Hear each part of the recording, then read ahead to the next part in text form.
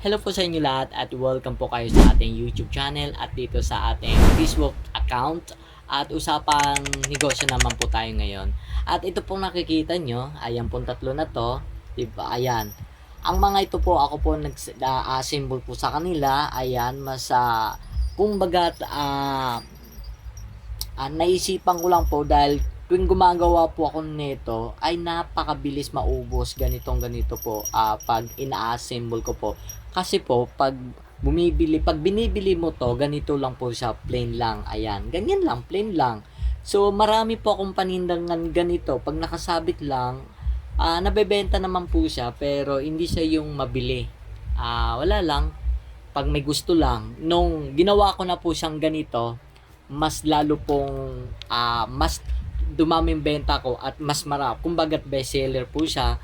Tingnan nyo naman po, no, mas lalo siyang gumanda. Nilalagyan ko po siya ng mga paracord at itong ano na to, bell. Ayan po yung mga paracord ko po. Ayan.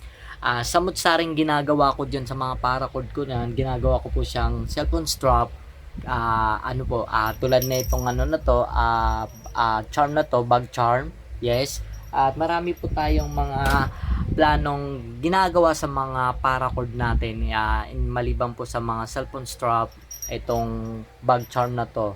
At ayan po, ang dami ko lang pong ginagawang ideas sa mga alam kung saan ako kikita. Kaya ayan, kung ano-ano lang na pumapasok sa isip ko, ayan po, ako mismo nagdi-design sa kanila, mas pinapagandahan ko po sila. So bali, ang punan lang po nito, ito 30 pesos lang po. Tapos nagiging 200 ang bentaan. At kahit 200 pesos ang bentaan, masasabi ko po sa inyo, napakabili. Depende po yan pero ayon sa mga mga gawa ko, kapag nagdi-display na ako sa aking mga bazaar, ay saglit lang. Hindi naman sila totally naubos pero kaunti na lang natitira. Dahil doon po sa aking mga pinupuntahan mga bazaar ay mabili po doon yung mga anikanik. Ayan, mga bag charm, keychain, ayan. Isa sa mga pinakamabili doon ng mga anikanik. So ayan, tingnan nyo naman, di ba? Kung titingnan nyo, ayan, napakasimple lang, di ba? So, cute siya, maganda po siya. Pero nung ginawa ko na po silang ganito, mas lalong gumanda. Ayan, di ba? So, naaakit yung mga estudyante, mga dalaga, mga babae, mga ayan.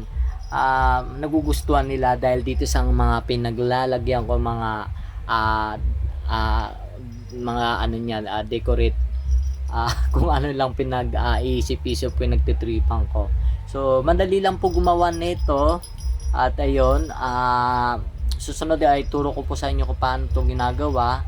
At alam nyo po, dito kasi sa Manila, kahit wala kang trabaho, wala kang ginagawa, pero pag negosyong pag-usapan, dapat marami kang ideas, marami kang bagay. Kung gusto mo kumita, gagawa ka ng paraan. So ayan po, ito po yung mga paninda ko. Ayan po, nakita nyo yung mga aking mga anikanik sa mga bazaar at iba't ibang klase mga palawit. So yan, itong ginawa natin po ay bag charm, di ba? At yun lang po, and salamat. Assalamualaikum warahmatullahi wabarakatuh.